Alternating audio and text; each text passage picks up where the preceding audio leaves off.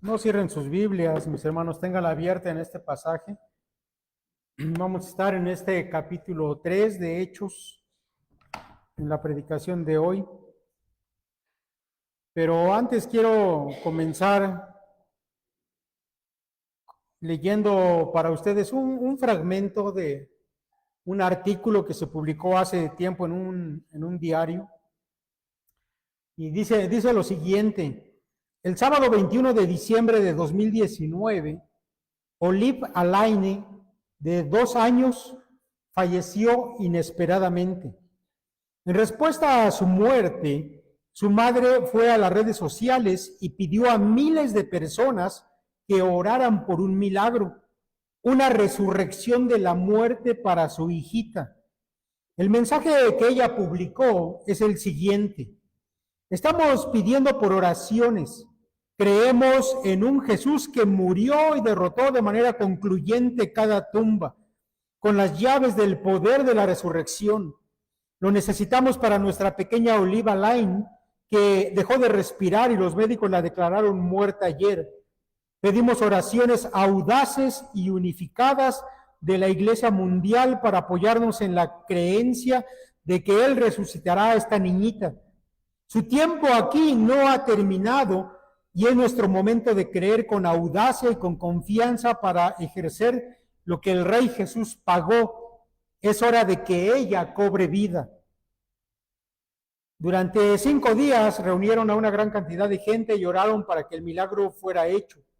Cada día esperaban que la niña se levantara viva. Sin embargo, el 6º día por fin entendieron que eso no iba a suceder. En fin de la cita de este artículo. Mis hermanos, el evangelista Will Graham cita lo siguiente. Dice él: Gary Richmond dijo, si estuvieran sucediendo a diario, no se llamarían milagros, se llamarían regulares. Pienso que eso es una gran verdad. Los milagros no son regulares, son de vez en cuando. Tal vez una vez en toda una vida, quizás 2. Encontrar un lugar donde estacionarse en el lote de un estacionamiento de un almacén conocido durante la temporada de Navidad no es un milagro. Sé que parece ser un pequeño milagro, pero no lo es, como usted sabe. El que deje de doler la muela no es un milagro. O que la cicatriz de la operación del apéndice no sea muy grande, eso no es un milagro. Es solamente un muy buen cirujano. Fin de la cita de Graham acerca de esto. Mis hermanos, realmente el asunto de los milagros, debo decirles, ha sido muy mal entendido para una gran parte de la gente que se considera a sí misma como cristiana. Mire, frecuentemente se tienen opiniones acerca de los milagros, pero casi siempre esas opiniones no están sustentadas por un estudio de las Escrituras, sino más bien la gente tiene opiniones tocante a los milagros de cosas que ha escuchado, que ha visto en películas o que han llegado a ellas a través de falsos maestros. Por eso a menudo se cae en la práctica de cosas disparatadas, pero también tristes, como la que acabamos de escuchar. Mire, cuando vamos a las Escrituras, por supuesto que vamos a encontrar milagros, y milagros de todo tipo. Pero mire, si somos cuidadosos, nos vamos a dar cuenta de que los milagros están dados dentro de un contexto, que sucedieron en un momento especial en que eran necesarios, pero sobre todo, mis hermanos, que tenían un propósito. En los Hechos de los Apóstoles, y quiero que ponga atención a esto, en el libro que estamos estudiando, Hechos de los Apóstoles, solamente vamos a encontrar a Pedro, a Pablo, a Esteban, a Ananías, el que le devolvió la vista a Pablo, y a Felipe haciendo milagros. A nadie más es mencionado en este libro, que precisamente habla del origen y el desarrollo de la iglesia primitiva. Bueno, a nadie más encontramos haciendo milagros aparte de esos varones que acabo de mencionar. Mire, por otros textos de la Escritura, sabemos que otros discípulos también hicieron milagros, pero es obvio, mis hermanos, que esto no era algo que toda la iglesia anduviera realizando por donde quiera. No es así.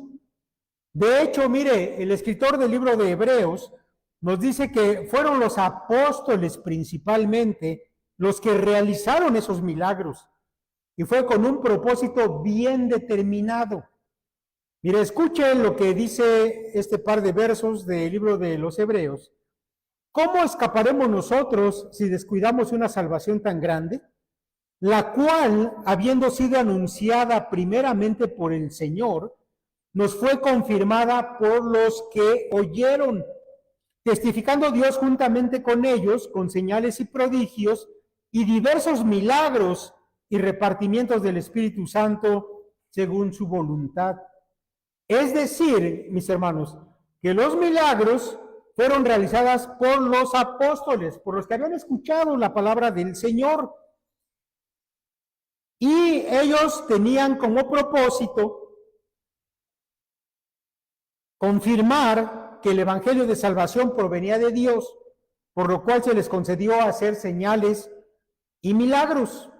Y aquí, mis hermanos, es donde podemos comenzar a entender lo que vamos a ver en el texto del día de hoy.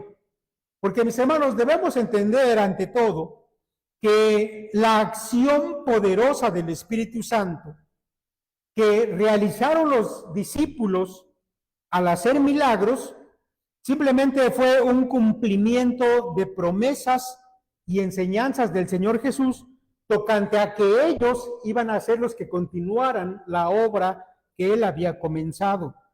Es decir, que Hechos nos va a relatar precisamente la continuación de la obra del Señor Jesús, pero ahora realizada por los apóstoles. Mire, escuche lo siguiente, palabras de nuestro Señor Jesús. Juan 10:36 dice: al que el Padre santificó y envió al mundo, vosotros decís, tú blasfemas porque dije, Hijo de Dios soy. Si no hago las obras de mi Padre, no me creáis, mas si las hago, aunque no me creáis a mí, creed a las obras para que conozcáis y creáis que el Padre está en mí y yo en el Padre. Mis hermanos, lo que podemos ver de las palabras del Señor es que Él realizaba milagros para sustentar sus palabras tocante a lo que Él era, es decir, el Hijo de Dios. Por eso Él termina diciéndoles, si no quieren creer mis palabras, no las crean, pero crean las obras que yo hago, porque son las obras del Padre. En otra ocasión, el Señor dijo, ¿no crees que yo soy en el Padre y el Padre en mí? Las palabras que yo os hablo, no las hablo por mi propia cuenta, sino que el Padre que mora en mí hace las obras. Creedme que yo soy en el Padre y el Padre en mí.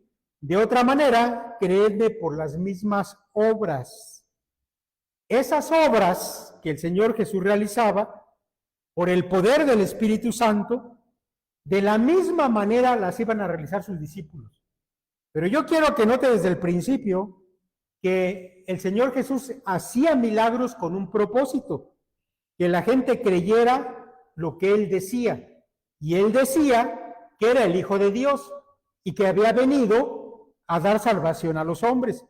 Ahora, eso mismo Él lo va a transmitir a los discípulos.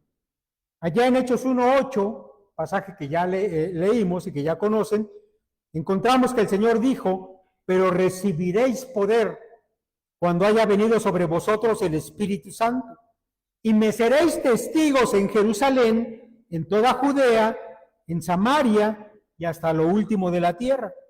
Mis hermanos, una vez más, el propósito de ese poder que iban a recibir los discípulos era para ser testigos del Señor, es decir, para dar a conocer el Evangelio de Jesucristo.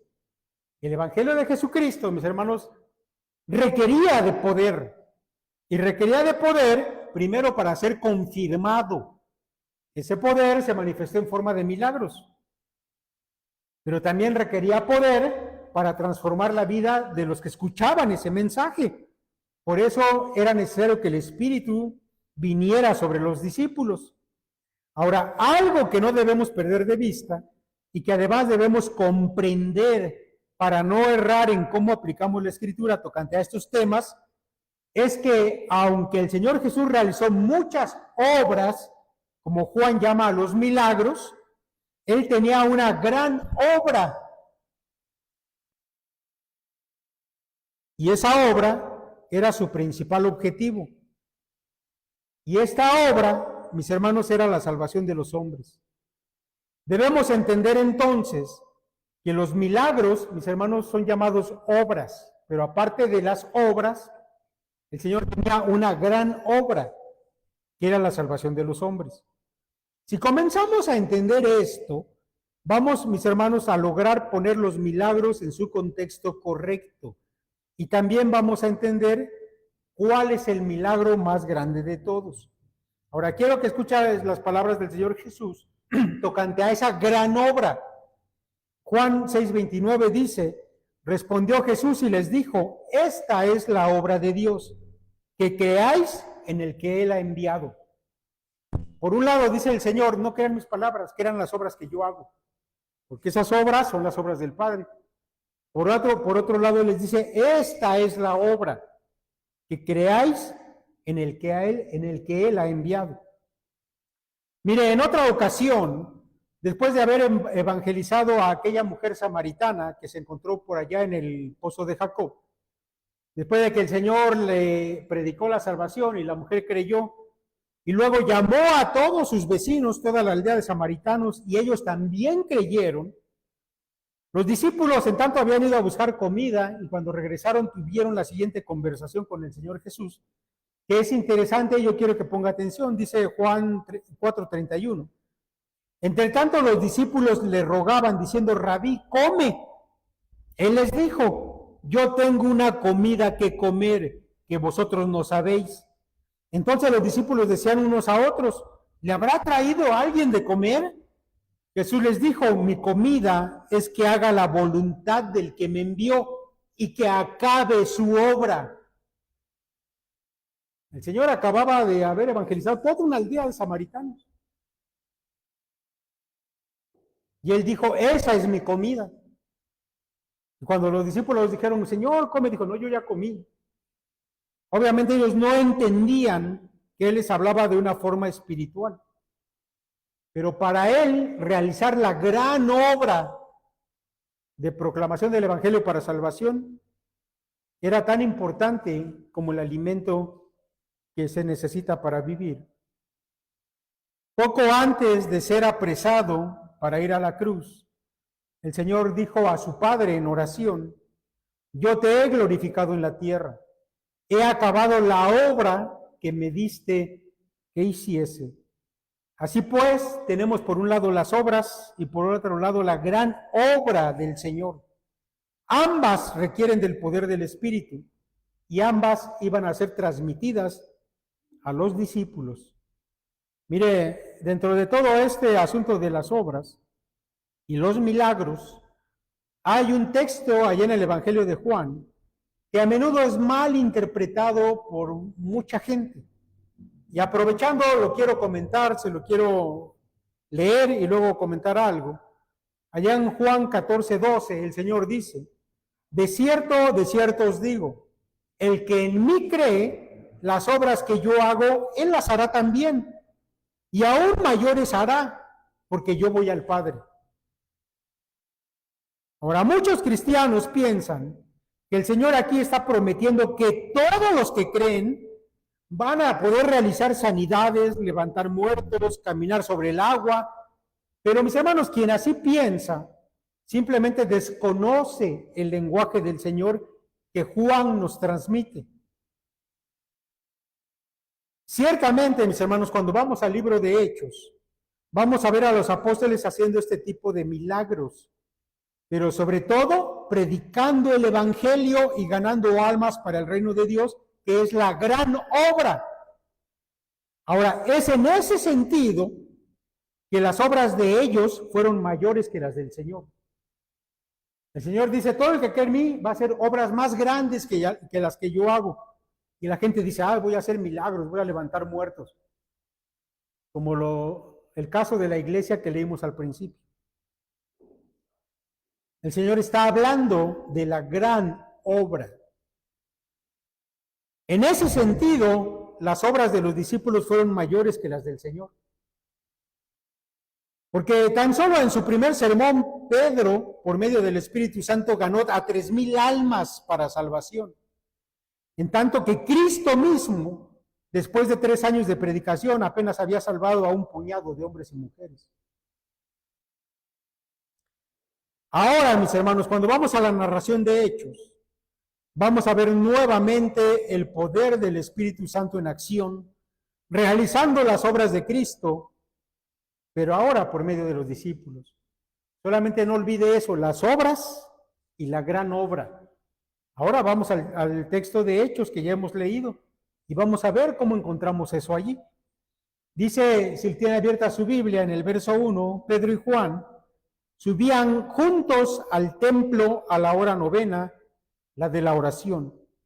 Y era traído un hombre cojo de nacimiento, a quien ponían cada día a la puerta del templo que se llama La Hermosa, para que pidiese limosna de los que entraban en el templo. Mire, Lucas comienza contándonos que Pedro y Juan, de la manera en que acostumbraban siempre, para ellos ir al templo eso era lo normal. Y déjeme decirle que el hábito, la costumbre o la disciplina judía era ir al templo diario, 3 veces al día. Nosotros sabemos que esto era algo que Pedro y Juan hacían regularmente porque la palabra subían está en un tiempo verbal que indica eso, que lo hacían regularmente. Ahora, ellos iban al templo y dice Lucas que lo hacían a la hora novena. En la forma de contar el tiempo de los días en el sistema judío, esto equivalía a las 3 de la tarde, que por cierto, mis hermanos, era la hora de mayor concurrencia al templo, porque no solamente era la hora de la oración, sino que además era la hora de las limosnas. Era el momento en que los hombres que traían sus tributos o sus ofrendas al templo los podían depositar. Por lo que sería muy conveniente que alguien que se dedica a mendigar estuviera allí a esa hora, porque era la hora en que la gente traía dinero y que además estaba dispuesta a dar. Ahora en el templo, mis hermanos, de Jerusalén, debe usted saber que había un lugar especial para las mujeres. Si las mujeres querían ir a adorar al Señor, ellas tenían un lugar donde se reunían y era un lugar diferente al de los hombres. Pero además de un lugar para mujeres y hombres, había otro más para los gentiles, es decir, para los que no eran judíos. Y a estos lugares, que eran patios amplios, es a lo que la Escritura llama los atrios del templo. Mire, entre el atrio de las mujeres y el atrio de los gentiles, había una gran puerta que según el historiador judío Josefo, estaba hecha de bronce corintio y era tan grande que se necesitaban 20 hombres para cerrarla por las noches. Esta era una puerta ciertamente hermosa, tallada y con muchos ornatos que se habían grabado en esa puerta, en ese famoso bronce corintio. Mis hermanos, muy probablemente esta era la puerta llamada La Hermosa. Sin duda que ese era un sitio excelente que algunos aprovechaban para pedir limosna. Entre esa gente, Lucas pone su atención en un hombre cojo de nacimiento, al que llevaban todos los días como una rutina perpetua a colocarse allí y pedir limosna para su sustento. Ahora, Lucas, que no debemos olvidar que es un médico, nos da detalle de este hombre al decir que era un cojo de nacimiento. Si usted va al texto griego, literalmente dice que era un cojo desde el vientre de su madre. Así lo dice de forma literal. Y Lucas pone atención en eso porque él no quiere que pasemos por alto el hecho de que este varón no había llegado a estar cojo por un accidente, por una caída, por un golpe, sino que desde el vientre de su madre él venía así, era un defecto congénito Por lo tanto, ningún médico de su tiempo hubiera podido hacer nada por él. Dice el versículo 3, cuando vio a Pedro y a Juan que iban a entrar en el templo, les rogaba que le diesen limosna. Pedro, con Juan, fijando en él los ojos, le dijo, míranos. Mire, cuando ese cojo vio allá a lo lejos que se aproximaban Pedro y Juan a esa puerta donde él se encontraba, dice que comenzó a pedir limosna y lo hacía una y otra vez. Eso es lo que indica el tiempo imperfecto en el que se encuentra el verbo, donde dice que rogaba de manera constante que le diesen limosna. Así que usted puede imaginarse el cuadro. Mientras Pedro y Juan van andando, este hombre comienza a decir, limosna, limosna. Ahora déjeme decirle que algo que seguramente usted se ha dado cuenta, es que ante una persona que está pidiendo dinero, que está mendigando, muchos simplemente pasan de largo sin ni siquiera mirarlos. Tal vez usted ha hecho en alguna ocasión eso mismo. Por eso Lucas subraya aquí la actitud de Pedro y Juan, pues ellos se detuvieron y fijaron su vista en ese hombre que estaba pidiendo limosna. Sin embargo, mis hermanos, hay un detalle aquí interesante, que este cojo no los estaba mirando. Pero déjeme decirle que esto era lo normal en los mendigos de aquel tiempo. Había, de hecho, muchos que a la hora de estar pidiendo limosna se cubrían la cara con la mano y solamente extendían la mano para recibir las monedas.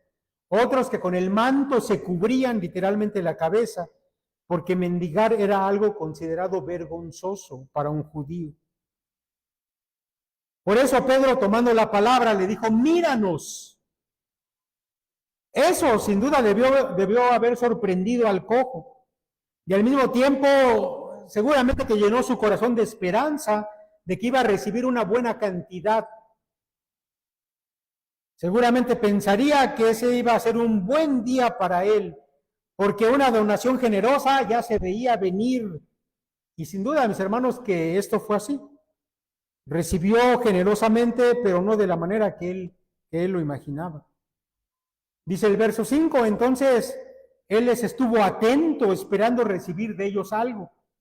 Mas Pedro dijo, no tengo plata ni oro, pero lo que tengo te doy. En el nombre de Jesucristo de Nazaret, levántate y anda. Ahora, me gusta cómo traduce la Nueva Traducción Viviente las palabras de Pedro. Se lo voy a leer. Dice, pero Pedro le dijo, yo no tengo plata ni oro para ti, pero te daré lo que tengo. En el nombre de Jesucristo de Nazaret, camina. Mire, Pedro había visto muchas veces al Señor Jesús sanar enfermos, ir con lisiados y levantarlos. Y ahora él simplemente sigue el ejemplo de su maestro. De hecho, usa casi las mismas palabras que el Señor usaba. Y Pedro dice esas palabras con seguridad de lo que estaba diciendo. La única diferencia entre Pedro y el Señor Jesús es que el Señor Jesús sanaba con su autoridad. Y ahora Pedro, que también habla con autoridad, sin embargo no es la suya, sino que él habla en el nombre del Señor. El teólogo John B. Polhill, que es profesor de Nuevo Testamento en el Seminario Teológico Bautista del Sur, nos dice lo que esto significa. Dice él, en el sentido bíblico, un nombre es mucho más que una etiqueta. Representa a una persona y es una extensión del ser y la personalidad de ese individuo. Invocar el nombre de Jesús es invocar su autoridad y poder. En un sentido real, entonces, Jesús a través de Pedro continúa su ministerio de sanación. Con autoridad delegada por su Señor, Pedro da una orden: anda. Mire, la palabra levántate que en la versión Reina Valera acompaña aquí la orden de Pedro, no se encuentra en los manuscritos más antiguos. Y de hecho, yo creo que Pedro no le dijo levántate y anda, solamente le dijo anda, porque en el verso siguiente vamos a encontrar que quien lo levantó fue Pedro. Dice en el verso 7, y tomándole por la mano derecha, le levantó. Y al momento se le afirmaron los pies y tobillos. Pedro toma la mano derecha de este hombre para darle confianza a que intente ponerse de pie y caminar. Mire, para mí es muy notorio, mis hermanos, que el grado de detalle de la narración sea muy alto, al grado de que Lucas nos dice que Pedro le toma de la mano derecha. Y cuando aquel hombre comienza a levantarse, sus tobillos se ponen firmes y sus pies también. Yo personalmente creo que pudo haber sido el mismo Pedro quien le contó este episodio a Lucas. ¿Se acuerda que Lucas realizó una investigación para escribir este libro? Entrevistó seguramente a gente que fue testigo de estos hechos. Mire, esta sanación, una característica que tiene es que se realiza de forma inmediata. A la orden de Pedro, la sanación se realice. No es, mis hermanos, como los falsos hacedores de milagros que vemos hoy en la actualidad, que hablan de curaciones graduales. No se trata aquí de eso. Al igual que el Señor Jesús sanaba, de forma instantánea se produce la sanación. Lo mismo pasa en este caso con Pedro, instantáneamente. Las palabras se le afirmaron los pies y tobillos, solamente se encuentran en todo el Nuevo Testamento aquí, y le voy a decir por qué. Porque, mis hermanos, son términos técnicos de la medicina. Se ha descubierto que estas palabras aparecen frecuentemente en obras médicas antiguas. El investigador bíblico Knowling sostiene que la combinación de palabras aquí ha conducido a indicar la descripción técnica de un médico. Cuando dice se le afirmaron los pies y tobillos, se reconocen los expertos que es un médico el que está describiendo lo que está mirando. Hechos 3:8 dice, y saltando se puso en pie y anduvo y entró con ellos en el templo andando y saltando y alabando a Dios. De manera, mis hermanos, que este varón, este mendigo, no solamente se puso de pie y caminó. Era tanta su alegría que comenzó a saltar y de inmediato entendió que esto provenía de Dios, así que también comenzó a alabar. Saltaba y alababa. Y déjame decirle que la palabra saltaba es una palabra que comúnmente se usa para hablar de una fuente donde el agua brinca. Saltaba y alababa. Esa es la descripción de Lucas de este varón y es lo que comenzó a llamar la atención de todos los que estaban allí en el templo, que ya dije, era una multitud. Dice el verso 9, y todo el pueblo le vio andar y alabar a Dios. Y le reconocían que era el hombre que se sentaba a pedir limosna a la puerta del templo, la hermosa. Y se llenaron de asombro y espanto por lo que había sucedido. Ahora aquí vemos, mis hermanos, que Dios actúa de forma estratégica.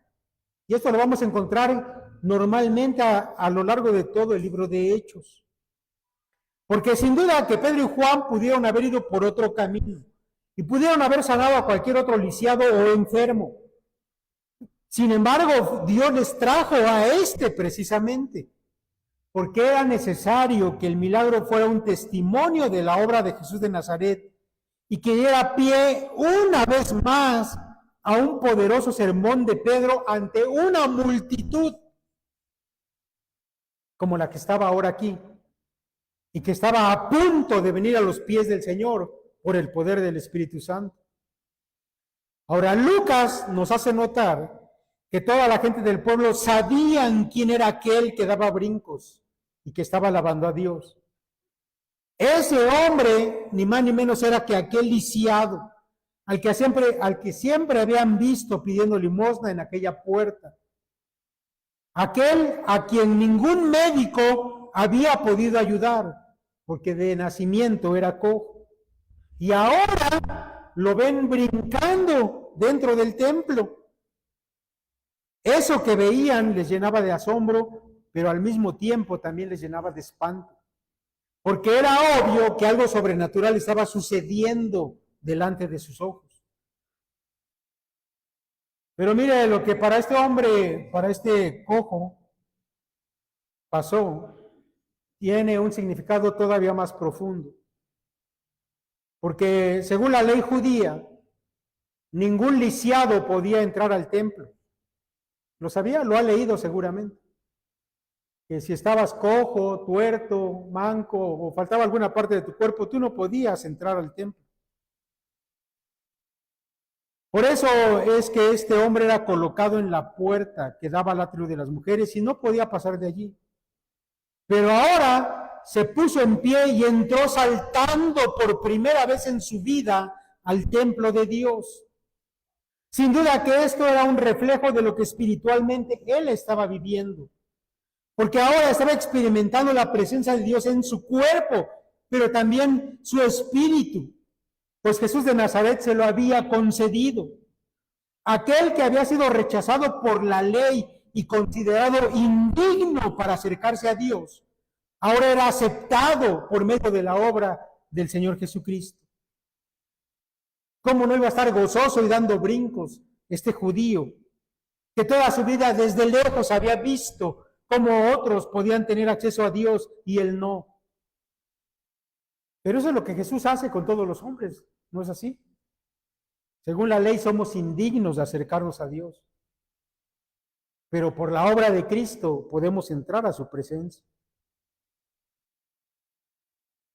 Y continúa diciendo Lucas, y teniendo asidos a Pedro y a Juan, el cojo que había sido sanado, todo el pueblo atónito concurrió a ellos al pórtico que se llama de Salomón. Viendo esto, Pedro respondió al pueblo: varones israelitas, ¿por qué os maravilláis de esto? ¿Por qué ponéis los ojos en nosotros, como si por nuestro poder o piedad hubiésemos hecho andar a este? Mire, Pedro y Juan, una vez que habían sanado a este hombre, comenzaron a salir hacia el atrio de los gentiles, llegando hasta un lugar que se conoce como el pórtico de Salomón, que por cierto era un lugar techado, sostenido por columnas, donde, escuche lo que le voy a decir, donde muchas veces el Señor Jesús se había reunido con sus discípulos para enseñar al pueblo. Por ejemplo, cuando el Señor habló acerca del buen pastor que da su vida por las ovejas, estaba en ese lugar, en el pórtico de Salomón. Yo creo que para Pedro y Juan ese era un lugar que les daba confianza, que les inspiraba cosas que habían vivido con su maestro. Así que comienzan a salir del templo y llegan a ese lugar que se conoce como pórtico de Salomón. Pero déjame decirle otra cosa tocante a este lugar también, que seguramente va a recordar después. Que ese fue el lugar donde la iglesia, que comenzaba a crecer a pasos agigantados, comenzó a reunirse. Porque era un lugar amplio, un patio amplio, además techado, y ese fue el lugar dentro del templo donde la iglesia comenzó a reunirse las primeras ocasiones. Bueno, la gente corrió hasta este lugar donde Pedro y Juan iban, y aquel hombre que había sido sanado estaba agarrado de ellos y no los quería dejar ir. Y la gente, llena de asombro todavía por lo que estaba sucediendo, vinieron. Y aquí volvemos a ver, mis hermanos, que el milagro tenía un propósito mayor: la predicación del evangelio. Ese milagro fue capaz de reunir a aquella multitud, pero había un propósito: la predicación del evangelio. Y esa predicación a su vez conduce a la obra mayor, la salvación de los que escuchan. Mis hermanos, este es otro milagro, un milagro mayor que el anterior. Y si la gente estaba atónita y asombrada por ese milagro, bueno, ahora ellos iban a ser los sujetos de un milagro mayor. Porque estamos hablando de dar vida a miles de muertos espirituales. En esa ocasión iban a ser 5,000 almas ganadas para Cristo. Así que la predicación de Pedro, mis hermanos, que viene a continuación, es un gran sermón que va a hacer que la iglesia crezca de golpe en 5,000, más de 5,000, porque más adelante Lucas nos va a aclarar que solamente varones eran como 5,000. No vamos a analizar la predicación de Pedro porque nos llevaríamos otra hora. Es extraordinaria. De hecho, en lo personal, a mí me gusta más este sermón que el anterior. Y tal vez valdría la pena que en otra ocasión hiciéramos un análisis de él. Solamente quiero destacar algo que ya hemos dicho antes, que toda predicación evangelística lleva como primer paso la convicción de pecado, porque usted lo va a escuchar. Que Pedro los va literalmente a acusar y les va a decir, ustedes entregaron a Jesús a la muerte, aun cuando Pilato ya lo había declarado inocente, ustedes pidieron que lo mataran. Ustedes mataron al autor de la vida. Son culpables de la muerte de un justo. Mis hermanos, ¿quieres predicar el evangelio eficazmente? Siempre debes comenzar por allí.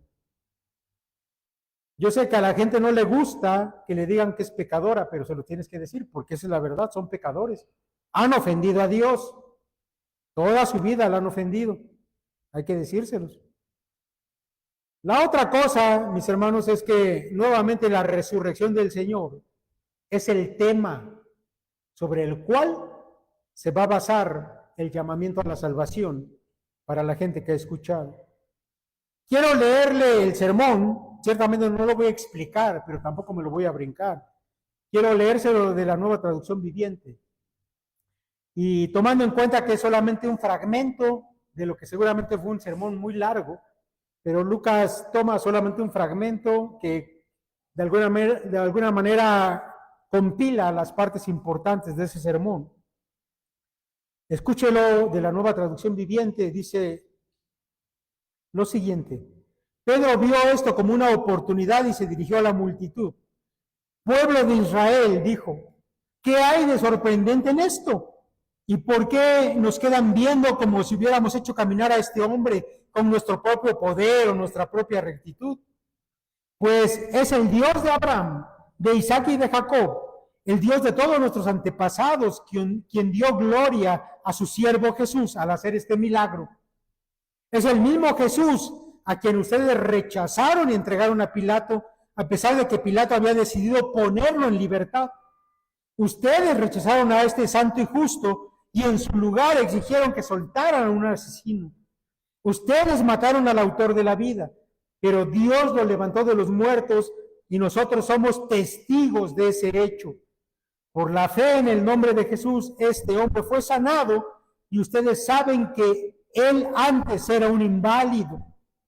La fe en el nombre de Jesús lo ha sanado delante de sus propios ojos. Amigos, yo entiendo lo que ustedes y sus líderes le hicieron a Jesús fue hecho en ignorancia. Pero Dios estaba cumpliendo lo que los profetas predijeron acerca del Mesías, que él tenía que sufrir estas cosas. Ahora pues, arrepiéntanse de sus pecados y vuelvan a Dios para que sus pecados sean borrados. Entonces de la presencia del Señor vendrán tiempos de refrigerio y Él les enviará nuevamente a Jesús, el Mesías designado para ustedes, pues Él debe permanecer en el cielo hasta el tiempo de la restauración final de todas las cosas, así como Dios lo prometió desde hace mucho mediante sus santos profetas. Moisés dijo, el Señor Dios de ustedes les levantará un profeta como yo de entre su propio pueblo. Escuchen con atención todo lo que Él les diga. Luego Moisés dijo, cualquiera que no escuche ese profeta será totalmente excluido del pueblo de Dios. Comenzando con Samuel, cada profeta habló de lo que sucede hoy en día. Y ustedes son los hijos de esos profetas y están incluidos en el pacto que Dios les prometió a sus antepasados. Pues Dios les dijo a Abraham, todas las familias de la tierra serán bendecidas por medio de tus descendientes. Cuando Dios resucitó a su siervo, Jesús, lo envió primero a ustedes, pueblo de Israel, para bendecirlos al hacer que cada uno se aparte de sus caminos pecaminosos. Mis hermanos, sin duda que la retórica de Pedro, que la forma en que él argumenta y arma este sermón es extraordinaria. Eso va a tener un gran resultado.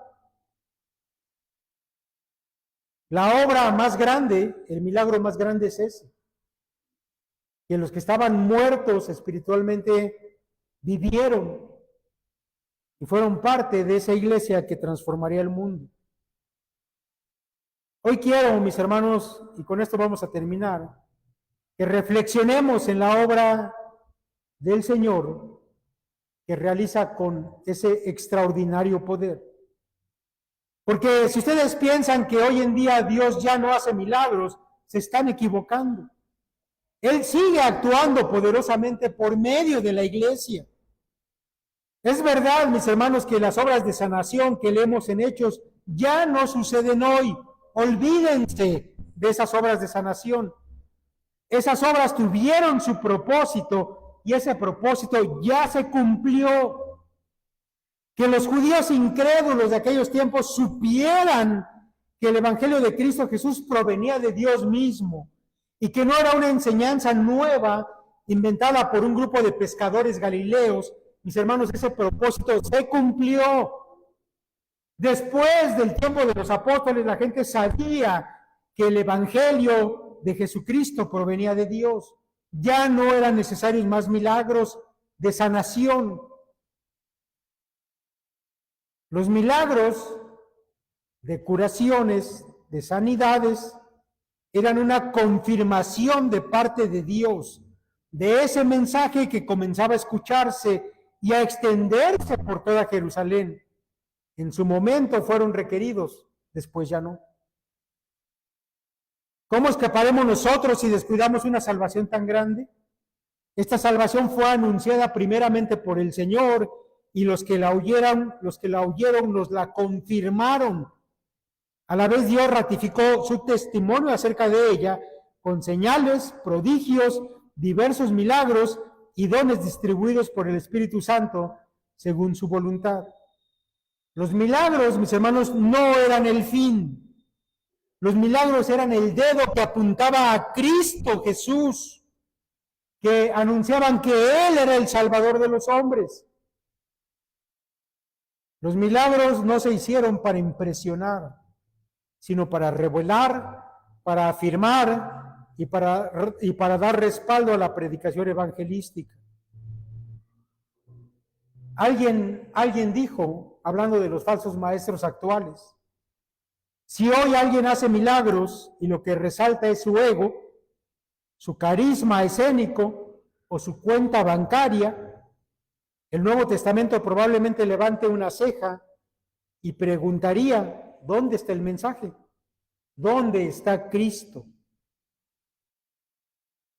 Mis hermanos, yo deseo que en su mente tengan más claridad tocante a todo esto, pero sobre todo que sepan que la obra más grande de Dios, que también es el milagro más grande, aún sigue siendo operado por medio de ustedes, que a través del mensaje del Evangelio todavía sigue dando vida a los muertos espirituales. No debemos, mis hermanos, quedarnos sentados leyendo estas narraciones extraordinarias como si fueran cosa del pasado, pero que no tienen que ver con nosotros. Al contrario, debemos levantarnos y continuar la obra del Señor, porque Cristo todavía actúa con poder hasta nuestros días. Solo hace falta que nosotros lo creamos y que pongamos manos a la obra. Si tú no lo haces, tú que eres la iglesia de Cristo el día de hoy, nadie más lo va a hacer. El Espíritu Santo está en tu corazón. La palabra del Evangelio está al alcance de tu mano. Solamente tienes que tomarla, predicarla y el Espíritu va a hacer lo demás.